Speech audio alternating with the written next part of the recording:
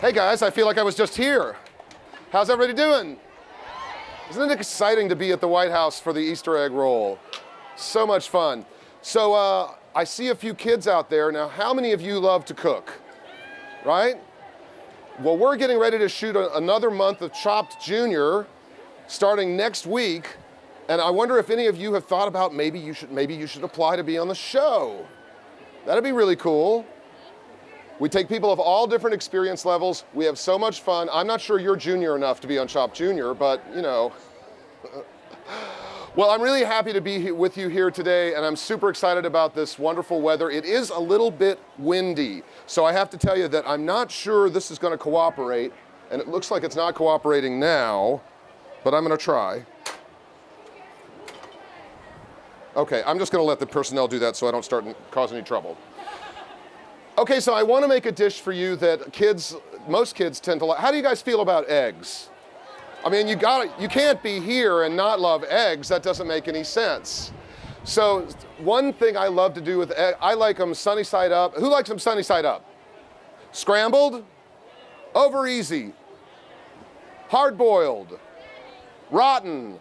No. All very fresh eggs here today. Well, there's a really fun egg dish that I like to do, and it's been around for a long time, but I was hoping maybe that one or two of you hadn't had it before, and it's called toad in the hole. Some people call it chicken in a basket, some people call it eggs in a hole. I will promise you that there are no toads involved in this recipe. No toads. No toads will be harmed. I am completely toad free. There's not a toad anywhere near me. Well, maybe over in the garden. And so toad in the hole begins with a slice of, I like to use whole grain breads. You know, the First Lady is always encouraging us to eat as healthy as we can. Whole grain breads are full of so much more good nutrition than just plain white bread. And actually, I think they have a better texture and they taste better also. They're sweeter. By the way, thank you for sign language interpreting for us today. That's very kind of you. Am I going too fast? Or are you keeping up? Is everything okay? Okay, thank you very much. So to make toad in the hole, the first thing that you need is a cookie cutter. Now we have all kinds of, you can use any shape you want. We have all kinds of crazy ones here too.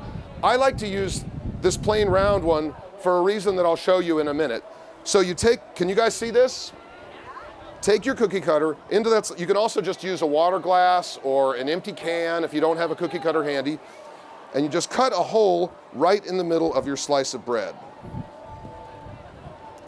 And I'm gonna attempt to do, well, 2 of these. Okay. You get your pan nice and warm, and you take an egg, and you just crack it and pour it right in the center, and it's gonna cook. But you know what I'm gonna do? Because of the wind, now I'm getting rained on by this fountain.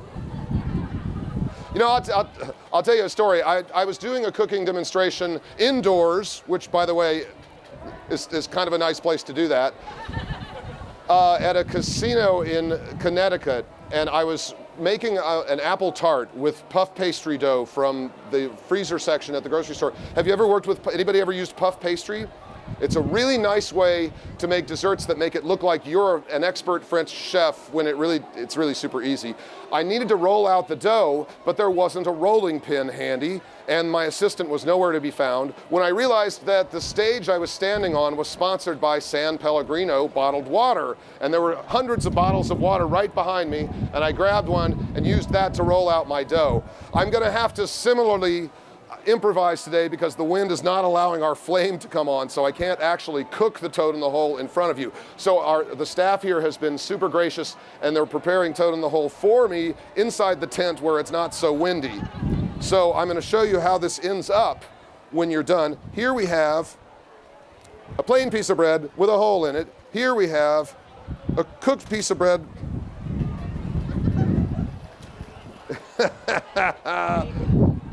I've never done one of these where something didn't go wrong. Here we have a cooked piece of bread with our egg cooked right in the middle, which is really amazingly delicious and super fun for kids to do. Now, what I like to tell people, have you all read Green Eggs and Ham?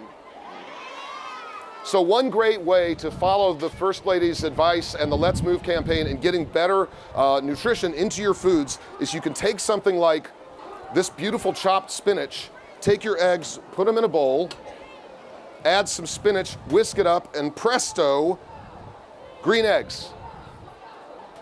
And you could also do that with a little bit, am I still under the mirror? Okay, good.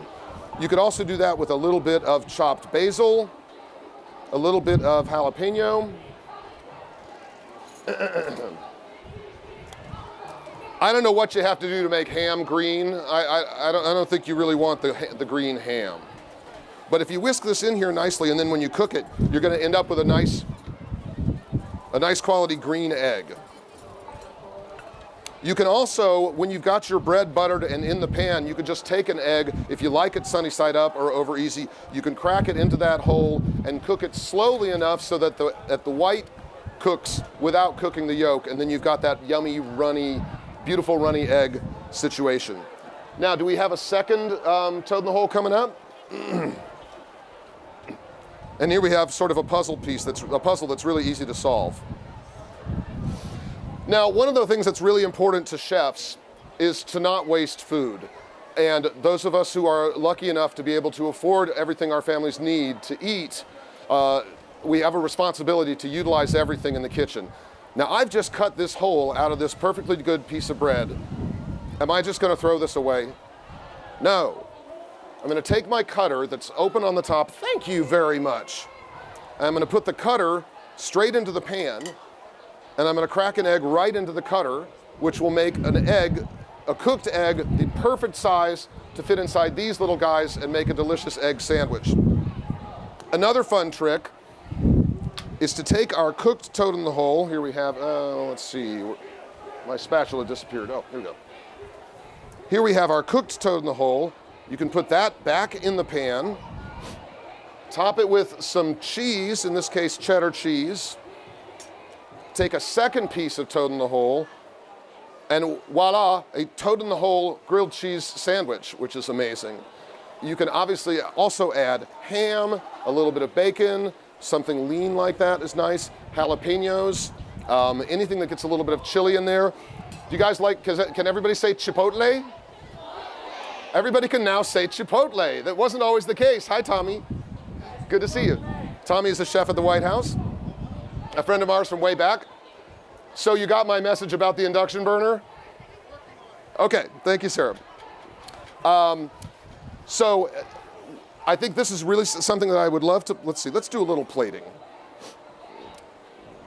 So chefs like Tommy, you're always seeing them scattering herbs all over plates. It can really add a nice little bit of color to your dish. Here I'm gonna go with, I think, a little bit of basil. Let's see how the wind cooperates with me here. Oh, whoa, I'm having a plating problem, folks. There we go. A little bit of Parmesan cheese would be very nice on that. And voila, our toad in the hole grilled cheese sandwich. Under rather difficult conditions. Does anybody have any questions in the audience? Anything on your mind? You can ask a question about Chopped, or about cooking, or about egg rolls. Yes? The question was, are we going to bring back Queer Eye for the Straight Guy, a show that I used to do on Bravo? And while I appreciate the question, no, definitely not. It took about 5 days to shoot one episode of that show, and I now make a show that shoots one episode in one day, and I'm committed, so thank you. I really love doing Chopped also on Food Network. Yes?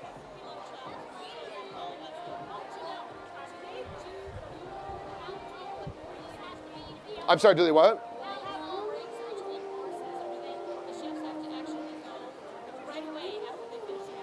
Oh, yes. So the question was, on Chopped, when I say time starts now, do the chefs have to start cooking immediately, or do they have time to sort of think it through? With real Chopped, with grown-up Chopped, they start immediately. We don't give them any time. With Chopped Junior, we give the kids a few minutes to kind of talk through what they're going to do. We have kids who are 9 years old, 9 to 14, And we want to give them a little bit of time to sort of plan ahead. And do they get a break between courses? Yes, they do. They almost wish they didn't get one. The waiting is the hardest part, it turns out. Yes, sir. Yell it loud.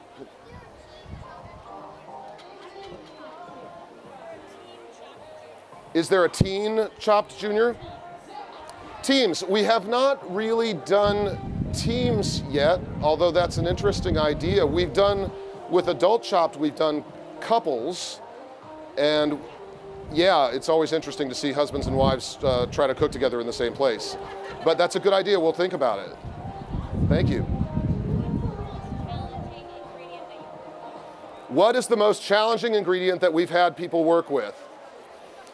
Where do I begin? Pig lips, chicken feet, whole chicken in a can. For me personally, well, I don't have to cook, so I don't have. Something weird that I've cooked? Hi there, sweetie. Thank you for coming. I don't cook a lot of weird things. A lot of people ask, why don't I get to taste the food? And my reaction to that, because on the show Chopped, by the way, I'm not sure if I host a show on Food Network called Chopped. I wasn't trying to get cheap applause. I just don't want to assume that everyone knows. People often ask me that we have 3 judges. They get to taste the food and talk about it. People often ask me, why don't I get to taste the food? I usually say, well, when you give someone 20 minutes to cook Rocky Mountain oysters with Pepsi Cola and gummy bears and something else kind of not very nice, I don't really want to taste it. How good could it possibly be? Are you guys getting parsley blown into your faces here? Yes? What's your idea of A very hard basket? You know, if I were making the baskets, the show probably would get canceled because I would make them really easy and I would put T-bone steaks and Parmesan cheese and twice baked potatoes. I think what's really hard is leftovers. But when we give people food that's already been cooked and we ask them to take, a cherry pie and turn it into something else, I think that's really challenging. Yeah. Hi there.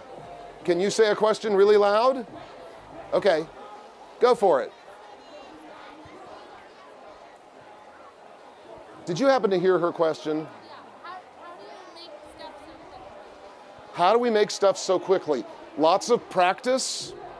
And here's a really good example of a way to speed things up in the kitchen. See all these, sorry about the wind. See all these bowls where everything's already been chopped up, just the right amounts?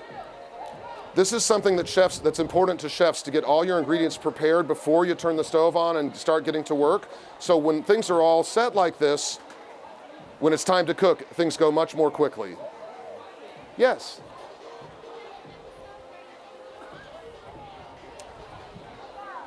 Can someone help you?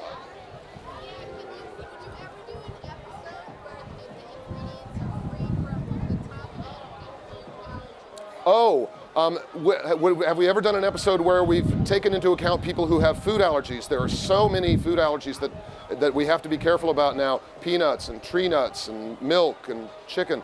We've talked about it a lot, and we've certainly had people on, particularly who need to eat gluten-free because they have celiac disease. So it's something that we have touched on. We haven't touched on all of them yet. Is that something? Do you have an allergy? So, I have to say, I think that cooking together and eating together as families with friends is something that's so profoundly important.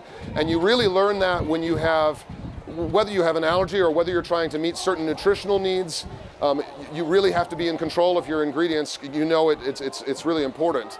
And I think that's a great example of one of the benefits of cooking as families and cooking together. And it's also just fun. Yes, I saw you earlier. How are you? Who washes the dishes on Chopped? Not me. There are lots and lots and lots and lots and lots of dirty dishes in a production like Chopped, and certainly at a place like the White House where they have to feed hundreds of people all at once. And so we have a team of really dedicated people who clean the kitchen, clean the stoves after every single cooking round. And they're under a lot of pressure to get it done quickly. And we have a guy whose job it is to yell at them to hurry up. Thank you for asking. Yes?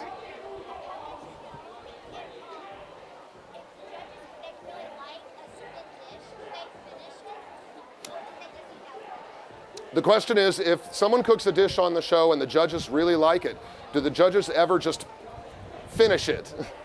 And normally when you're tasting and judging food like this, you just take a bite or two, especially if you don't like it very much, and then you kind of just move food around on your plate and pretend that you're eating it.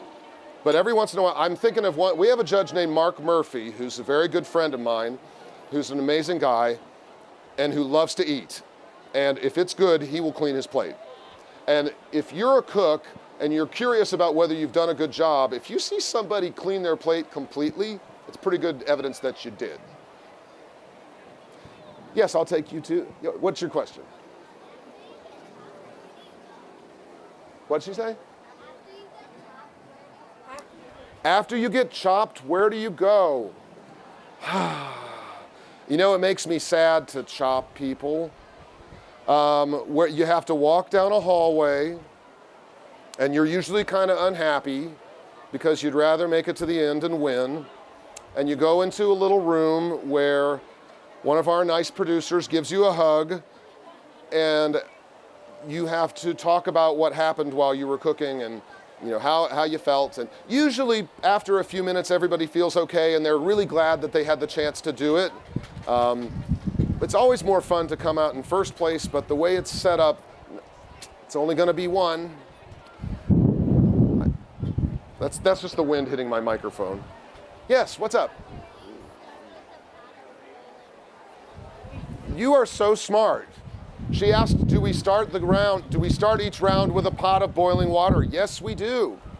Because if we didn't, you'd have to wait 15 minutes just to get your water boiling, and then you wouldn't be able to cook without it. You wouldn't have nearly enough time to get the job done. So, how are we doing? Okay. Yes, did you have a question? No, the question was, is there a studio audience for Chopped? Gosh, I wish there was. I think it'd be really fun to have people with us cheering on their favorites. We actually Chopped shoots in the same studio where they used to shoot Iron Chef and Emerald Live and a bunch of other shows, and we kind of use up the whole space. So thank you, sir. I was wondering about that.